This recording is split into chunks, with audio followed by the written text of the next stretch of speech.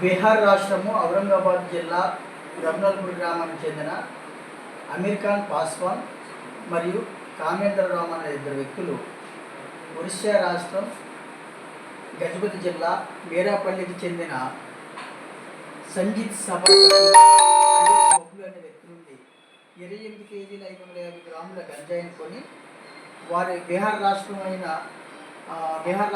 గయాలోని గల అర్జున్ అలియాస్ సాహిద్ ఆలం అనే వ్యక్తికి ఇవ్వడానికి గాను అక్రమంగా రవాణా చేస్తూ పట్టుకెళ్లే క్రమంలో Sompeta railway station railway quarters దగ్గర గల రైల్వే పార్కులో కంచిలి ఎస్ఐ గారికి పట్టుబడినారు.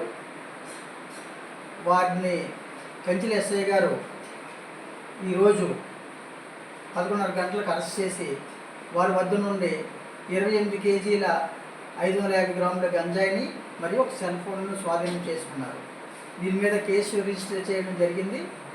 అరెస్ట్ కాబడిన ఇద్దరు వ్యక్తులను జ్యుడిషియల్ రిమాండ్ రిపోర్ట్తో పంపించడం జరుగుతుంది.